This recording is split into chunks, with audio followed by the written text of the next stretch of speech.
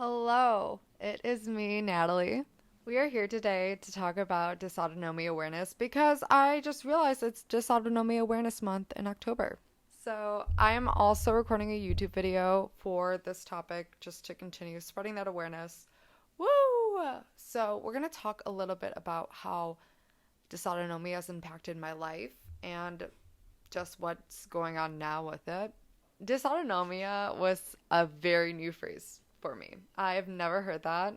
I had multiple neuroscience classes. I think I've had a background too with trauma informed care and looking at how some physical outcomes of when you are super stressed out and when you are in that fight or flight mode, but dysautonomia has never crossed my path. And the first time I heard it, this was a couple months into my diagnosis of mixed connective tissue disease.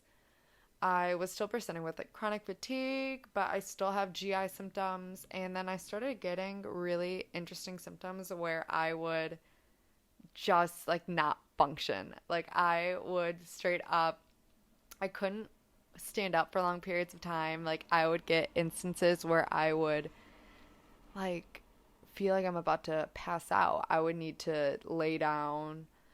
Like my body was like, hell no, we ain't doing this today. And I was bringing up these concerns with my rheumatologist, and she mentioned dysautonomia. I was like, what is this? Dysautonomia? Yeah, my rheumatologist brought up dysautonomia. And dysautonomia is a disorder of the autonomic nervous system.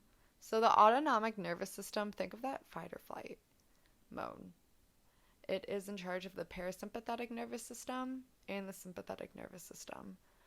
And if you don't know what those are kind of helping regulate our bodies. Overall, we're looking at our heart rate, making sure our heart keeps on beating. It's at a good pace that actually meets our needs in that time and place. Same with our respiratory system. It's like how we breathe without consciously thinking of it.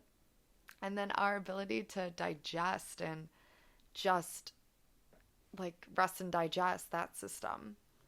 And if your body isn't actively having a good autonomic nervous system, all that stuff is in disarray. It is everywhere. And again, like there are so many actions our body is not aware of that we're not consciously thinking of at all times. We realize just how much we have when we lose it. I remember the first time I experienced an episode. It was when I was working. I was at home. I all of a sudden was shaking. I like could not control it. I was sitting up and I was in a meeting and I was like, oh my God, did I eat? And so I remember I stood up and it was like my eyesight started getting blurry. The room was spinning. And I like tried to run and get food. And my roommate was making food at the time. And I was like, can I please just grab something? And ran like in through something in the air fryer and ran out. I like started feeling better, but it just rattled me to my core. I was like, my heart rate was 100 miles per hour. I stood up and had that vertigo and I was out of breath. There were a couple other times after this instance where it happens when you're walking, when you're driving, and it's scary because like I've had panic attacks. I've had anxiety attacks before when it's like it hits you.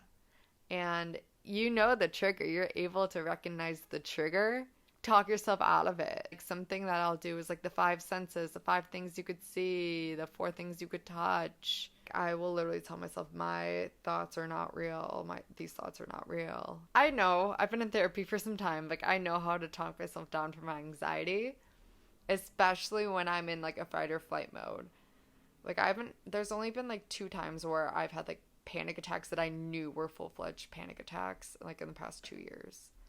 And that's because I was locked out one of the times and it was nighttime and I was freaking out. Circling back, dysautonomia. I was like, where are these triggers coming from? Like I would start getting that vertigo. I would start sweating profusely. There are times where it's like I need to pee so bad that like my life depends on it, where like 5 minutes ago I was all good. Like, and these aren't the most sexy of symptoms. Like, honestly, these things are like, A, they're debilitating. They definitely make me want to stay at home and not do anything. B, they're embarrassing. And they're embarrassing for two reasons. One, I'm like, I am 26. Why do I have the bladder of an 80-year-old woman? Why am I constantly tired? I have these fatigues, or like I have neck pain that my 79-year-old grandma relates to. And then it's like, I'm embarrassed because, okay, how do I mediate my symptoms in public? I lay down. At least, like, my boyfriend will come with me and he'll sit his butt down next to me. And then it'll be the two of us like, all right. But yeah, I lay down, or I have to constantly carry like little snacks and nuts with me. Just because like I could pass out, and I know like food is a really big trigger for me. I know that now. It's very prevalent in this day and age, and not a lot of people talk about what really happens with them with dysautonomia. Like, I've never heard of dysautonomia until this year, and I really do think a lot of people experience it on a spectrum. Dysautonomia is kind of an umbrella term too. I'm going to circle when I was trying to find some answers. Again, my autoimmune disease has been in remission, but I still have symptoms, and we don't know why. I'm still trying to figure that out, and why I do have chronic fatigue, why I am still in pain, all these reasons. I got tested for hypoglycemia because I'm starting to realize like food is a big trigger for me. Like, whether that be if I'm starving, I can't function. And then I also am having to like relax and actually lay down after I eat. Like, I used to get up and like go for a little walk because supposedly that helps with digestion. But one time I experienced one of the worst instances where it literally felt like I was struggling to breathe. Like, I felt that my body wasn't getting oxygen. It feels like you are treading water and like using all of your energy to just take a step. It's terrifying. And like, it's something that like you have to relearn how to trust your body when that happened. That happened one of the scariest times.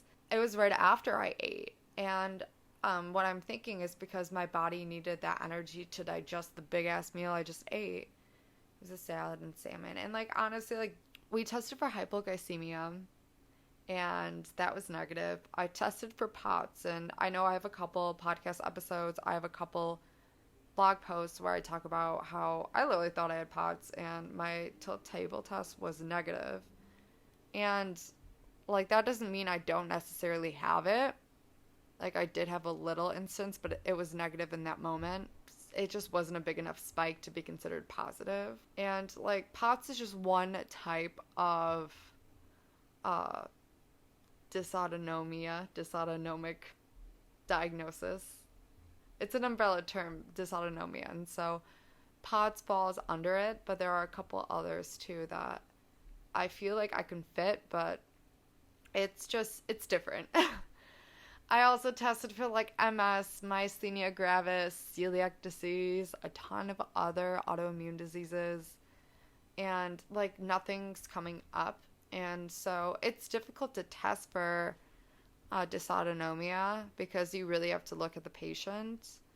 I also asked, I was like, hi, do I have fibromyalgia? Because I'm still in pain. And my rheumatologist was like, no, because this is affecting all of your systems, not just your joints, sweetie. I'm like, great.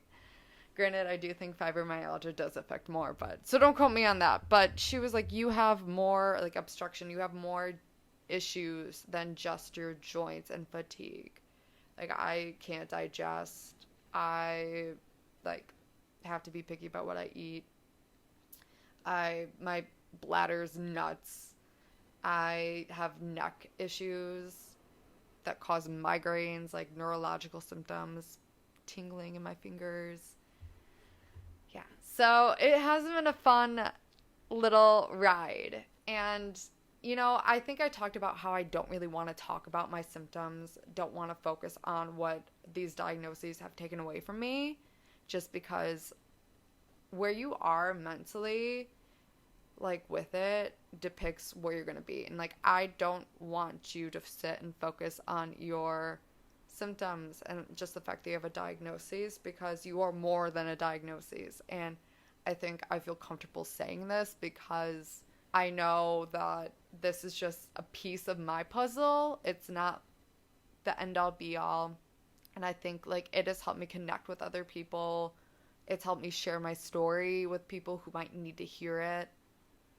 I think like even though I still have these issues, like I'm aware and I'm using it to my advantage.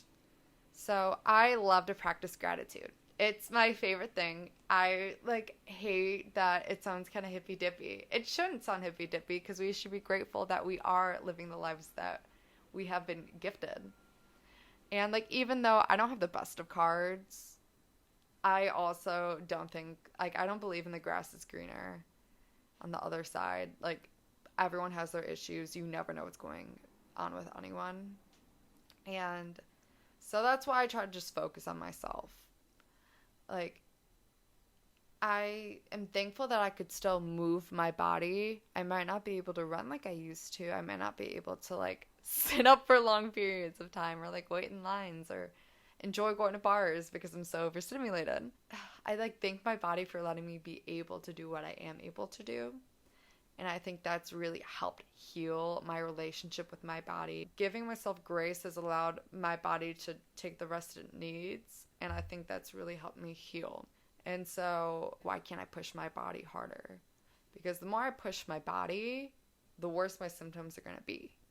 I also think my body was in fight or flight. I'm going to make a whole episode on fight or flight because the hustle culture in this society is nuts. I am so anti-hustle culture. I am so let's practice the soft life because we are probably all walking around with some type of dysautonomic behavior because of being in fight or flight. Like think about how you feel when you hear a ping from your email and your body just jolts. That's a signal from your brain that's sending like you're in danger. Like, and isn't that nuts? Just from a ping that's not going to hurt you. That's why, too, I try to bring myself back to earth whenever I'm like, okay, like, this is a survival mechanism that my body built for me, fight or flight, but, like, it has not caught up to this day and age. Seeing someone open your story but didn't respond, or friends are hanging out with you, like, that's going to send fight or flight moments. But, like, your body thinks it's life or death, so that's why you get things, anxious feelings. It's a survival mechanism. But the thing is, it's not life or death. And so learning to talk yourself down from that, like, it's not the end of the world. And I'm here now. And using breathing practices, meditating. There's so many things you could do in place of focusing on the bad things and then focusing what your body can do in this moment. I think going back to fight or flight, I've kind of been going around in circles in this area, but, like, being in fight or flight for so long will put wear and tear on your autonomic nervous system because it can't function properly when it's exhausting all of its resources to keep you at this high. And so that's why it is important to take a step back and just be grateful for what you have. Learning to relax and trust your body can put you through what it needs to be. And that's why, again, like, I feel comfortable, like, talking about my new perspective. It's really shifted upon this diagnosis, and I think it's helped me in other areas of my life. I feel like I'm really picky about the time I spend with people. I want to make sure that I'm practicing my values and, like, living a fulfilled life, that it isn't just fun and games. I'm not just, like, exhausting my energy to exhaust. I would rather make sure I live my life utilizing my resources in an efficient way. I know that's a very weird way to phrase having fun and taking breaks when I need it. The thing is, when you learn to take a step back, you see that you don't want to engage in those like energy wasting activities. Like, I don't want to be out until 2 a.m. where I can't hear people and I'm just not having fun anymore. Like, alcohol doesn't serve me. And there are other instances too where I'm like, I'm going to sit this one out, guys, because I'd rather do something else or take it easy today because I know my body needs it. Like, I know I've talked a lot about like value alignment and utilizing that when you are kind of painting where you want to go with your life. But I think that's a great way to deal with my diagnosis, at least with dysautonomia. I kind of went on a tangent just how I've dealt with it and how I deal with it. You don't have to, but I know it was really tricky when I first got to this point. Like, your body is not agreeing with you, and you're like, really? This is self-sabotage to its core. And I'm really excited to talk about dysautonomia because I think this is a topic that doesn't have a lot of light. And I think a lot of people, again, like, have symptoms of it that they don't even realize it. I would love to connect with you if you have had any kind of like dysautonomia symptoms. If you know of someone and want to be of support, feel free to share this with someone that you think has an autoimmune disease or has any symptoms of dysautonomia. You're not alone. I think there are approximately 70 million people with dysautonomia, and if I am correct, it covers about 15 different diagnoses like POTS. There are other types too.